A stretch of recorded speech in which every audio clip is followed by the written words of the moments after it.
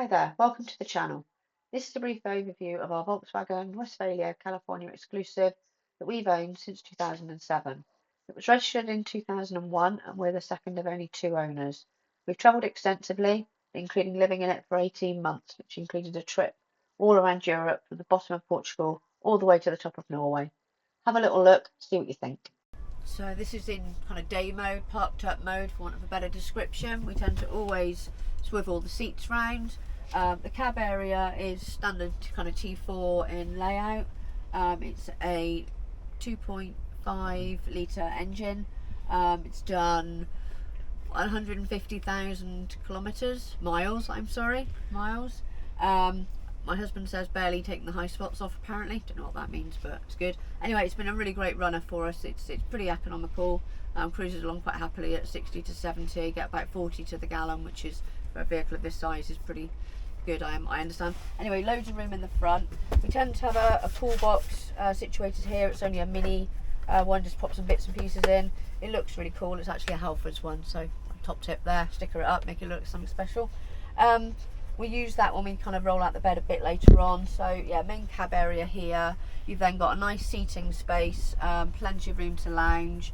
Normal configuration for us is I sort of sit there in a sort of chaise lounge situation, and then husband will be over here probably reading, feet up, whatever. Nice little side table to pop your cup of tea, brew, cake, whatever it is you're having. Fully double glazed windows all around. The slider that opens on this right side, for where I'm sitting anyway. We've also got fold out windows on both sides with full mozzie screens and also pull down blackout screens. Same on the rear quarter when we get to that point. We've got a small TV here, which is really for kind of winter camping really. The van is fully winterized. These are made directly out the Westfalia factory as full-on van builds rather than conversions, so they are really good in winter. And it's got a diesel blown air heating as well, which is really efficient. Moving more to the back of the van, you kind of go into the kitchen area where you've got a 2-burner hob here. Really good to use. I mean, obviously you're limited. You don't have an oven on board this one, but you can be quite creative. We've done all sorts of things that you would traditionally do in the oven, nachos, pizza on the hob, which work quite well. Got a dual tap here, quite a small sink, but perfectly serviceable for what you're doing in a camper van. This is a compression fridge, 40 litre, really efficient. We have had to replace that once on a car park in Germany that was slightly fraught and a bit frenetic, but we fixed it and it's worked perfectly ever since. One of the things that's brilliant about this van is the storage. You've got these roller doors here on both sides where you can put all your bits and pieces. You've got double storage there for all your essentials. This is one of our little modifications, adding a little kitchen roll holder. If that catches the wind, mind, it does go, which is quite fun. And then further down here you just got a little bit of hanging space, and then when it comes to the kind of night position, it's a rock and roll bed. We've tended to prefer using the rock and roll beds in the downstairs. This is also a bed up here. It's double, it's a little bit tight on the headspace. Neither of us are particularly tall. You do have to be a bit athletic to get up there because you kind of need to jump on the side of the cooker to get up there and conversely get down again. So we've always tended to use that for storage, and it is enormous. It goes right back over the front of the vehicle, so you can fit an awful lot up there in terms of storage and whatever you need to. So the rock and roll bed kind of flips down like that. We use this for our head area. We've got some pillows that make that flat, make it really super comfy, and then your feet basically go down under the cooker area here, so you get a really decent sized double bed. As I say, we're not terribly tall either of us, so that's not too much of an issue, but it is really comfy, and we've put a bit of time into putting different air mattresses on it to make it even more comfy than it is, because these seats are a little bit on the hard side. So I've come to the sort of rear quarter of the van now, so this is kind of a cooking position or washing up position. You do kind of have to jam yourself a little bit into the corner to do your washing up, but it's perfectly serviceable, no problem at all. One of the modifications we have had to do on this van a number of times is replace the taps. I think when you start spending long amounts of time in camper vans, you start to realise that some of the build it's kind of intended for fortnight holidays only. So when we lived in this for 18 months, I think we went through about half a dozen taps, but now we've got these more modern, with better internal gubbins. It works a lot better and a lot more reliable. Over here we've then got more storage, so you've got a full height cupboard here. We've put a few modifications in, little baskets and additional shelvings and things, which has worked really well for us. There's also a cupboard here which is over the wheel arch, so limited in terms of depth on the bottom, but quite good. That goes right the way to the bottom of the drawer, so you can put a good stack of saucepans and what have you in there, and your important wine glasses. We're all camping at the end of the day. And then a drawer for all your cutlery and lighters and what have you. This is one of our additions as well. We put in an additional 240 power supply, which has been really helpful. We'll talk about electrics in a minute. We tend to use this gully area for pyjamas and flasks and blankets, and we do have a few friends that come with us on all our trips. We need to have a mascot. Then into the back area, we've got a massive wardrobe area here, which we tend to use for loads of storage. We have all our food and snacks and toilet rolls. You've got to have those after all. Journals, guidebooks, etc. You can use this as a hanging space area. We've tended to go for more of the sort of the packs that you put into your suitcases, and find that's really a good way of storing clothes. And then the really useful boxes, you can fit 4 across here in a double stack, which is great for spare food, more clothes, etc. Then the bottom, we've usually got a toolbox, and we've got one of our batteries in there, which we'll talk about in a little bit. But yeah, you can see masses of storage in here. And then importantly, you've got the storage for the main table just on a little latch, so it folds out, and that clips in to a gully in the main kind of cab area, so it makes it fully functional with a dining seat. And I think we've actually had 6 people around the table in this van. And then we come to the rear quarter of the van, which is really where the bathroom is. So when we bought this van as standard, it comes with the Thetford cassette toilet. It is one of the bigger cassette units that you get in motorhomes, much bigger than a lot of the big white boxes, so which is really helpful, so we can go for a good few days on that. A lovely fold down sink, which is enormous. Done quite a lot of hand washing in there over the years. Again, you'll see we've got the same stainless tap here, which performs much better than the standard plastic ones we had. Again, similar roller fronted cabinet at the back, loads and loads of storage for all your essentials in terms of your toiletries, bits and pieces, and I've got a hairdryer in there and all those luxury items that you can't live without. We then come to one of the big modifications we did before the big 18-month trip, which is the hot water system. We put that on board before we went, and it can run on either 240 or via the blown air heating system. Takes about 40-45 minutes to heat a decent tank up. It's not a huge capacity hot water tank, but it is enough for the 2 of us to have a shower fairly comfortably, fairly quick. It is a camper van at the end of the day. You're not going to luxuriate in here for too long. But don't underestimate the improvement that makes to your quality of life, being able to have a decent shower at the end of the day. So we've got the shower position there. The hot water is in both of the sinks as well, so for washing up, it really works well for that. And then we've put in this aftermarket shower tray. So this is an addition that we put on ourselves. All we do very simply is we've got a shower curtain. We just pin it all the way around here, seal ourselves in, and you're free to shower. And it's a really comfortable situation we've just got ourselves there. Other modifications that we made before we went on the big trip was we put an LPG tank under the van, so an underslung, not a particularly large one, about 8 litres, is that right? Yeah, about 8 litres, which is enough when we were away using it all the time. It was enough for at least 4 weeks between fills, and the comparison between that and when we had a 907 canister, I mean, anyone that uses those knows how expensive they are, so I think that LPG tank paid for itself within a couple of months, literally. That was a really great addition. We've also fitted an external gas pipe to that LPG tank, so we can connect that up to a camping gas, barbecue or cooker facilities. We can cook outside as well, so the complete versatility there. We've also added these window blinds. These are IKEA window blinds. We've done that predominantly because the curtains, although we still have them, and that is obviously what was standard, they're a little bit old-fashioned. There's nothing wrong with them, it's just our preference to put that on. But we would put this van back to standard if we were ever in a position to need to sell it. I hope we never need to, because it's a fantastic van.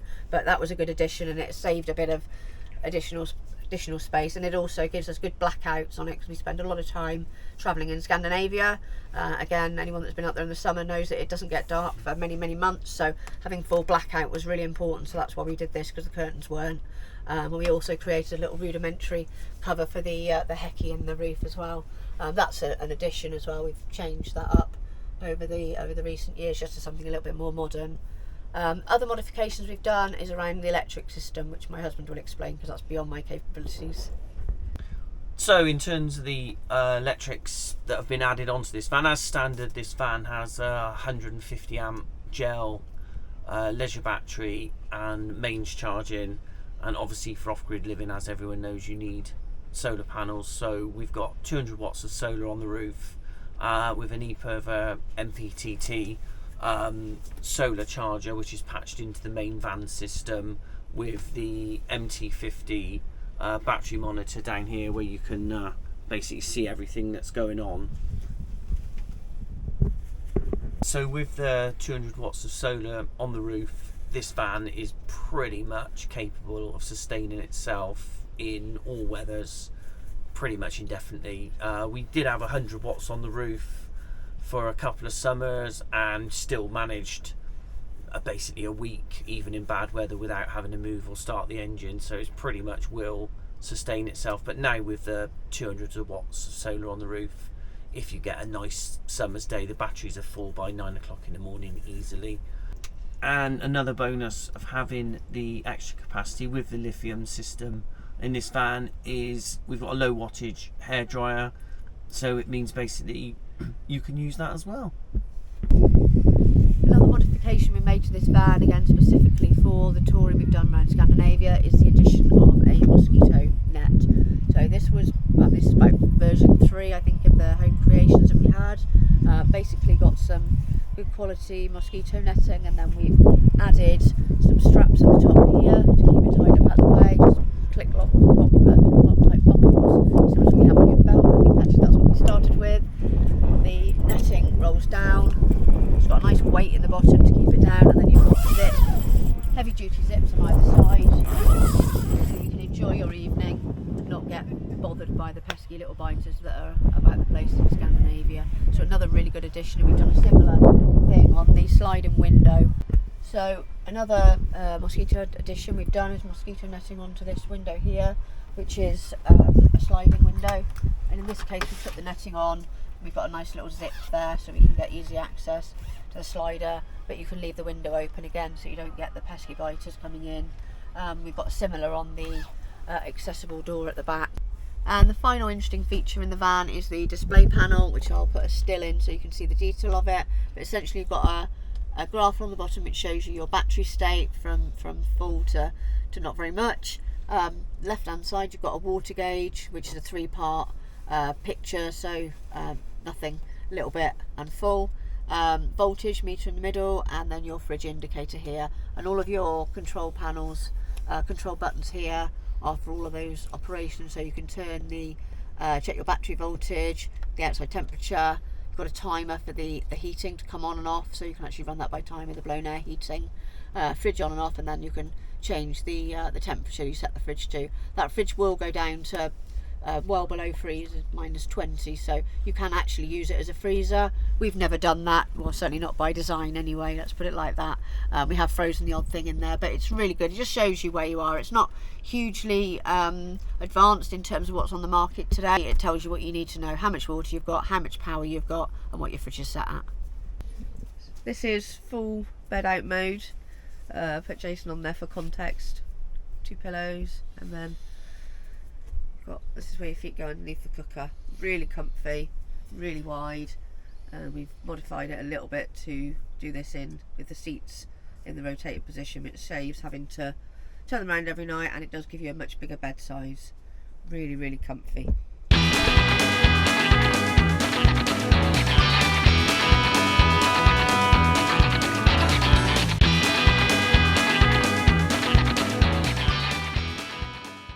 So just a final little walk around the outside of the van. So as you can see, elegant screen, T4 base.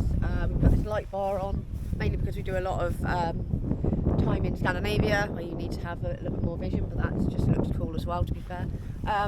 Yeah, she's an absolute beauty really for her age. Really tidy paintwork. We do keep a really close eye on it all, and I think that shows.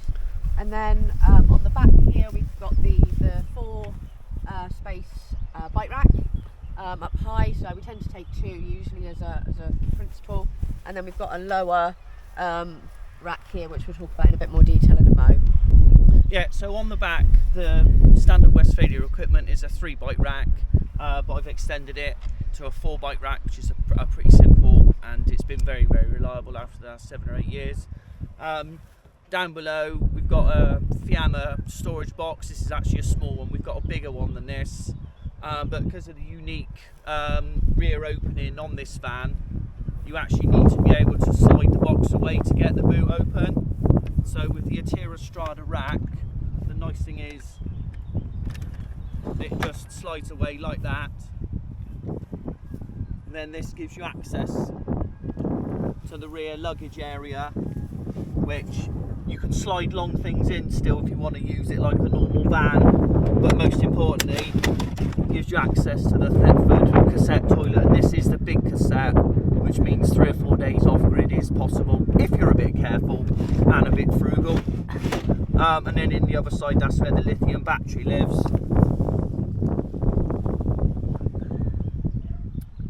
Then it's just a simple task, slot that down, box just slides back on, and obviously me being me, I've modified that to go on roller bearings rather than the rubbish nylon slides that it comes with. And if you come around this side of the van, there's another really desirable Westfalia option. These are pretty hard to get hold of now, but this is called a translift system. So this is what you can use for, we use it for our canoe, but you can use it for stand-up paddles, surfboards, skis, whatever you want. But the nice thing is it just slides down like that. This comes down, you put your gear on, up it goes, job done, it's out of the way. So the only other thing that's really been done on this van, which, you know, it is stock on the 150 model, but this is a 102. But we did find in the Alps and places like that, fully loaded, that the standard brakes did get a bit hot. So I've done the factory conversion on the bigger VR6 front brakes, and that's it really. But what a difference that makes.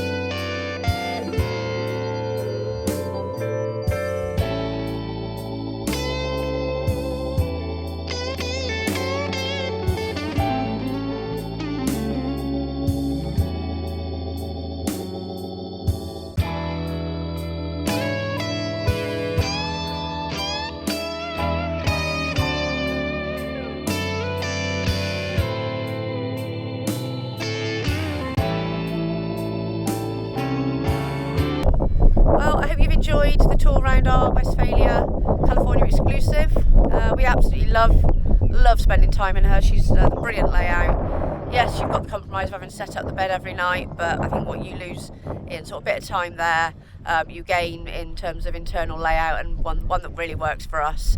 Anyway, thanks for watching. Any questions? I say we've done tours all around Europe, all over the place, so yeah, just drop us a message and yeah, enjoy. Bye.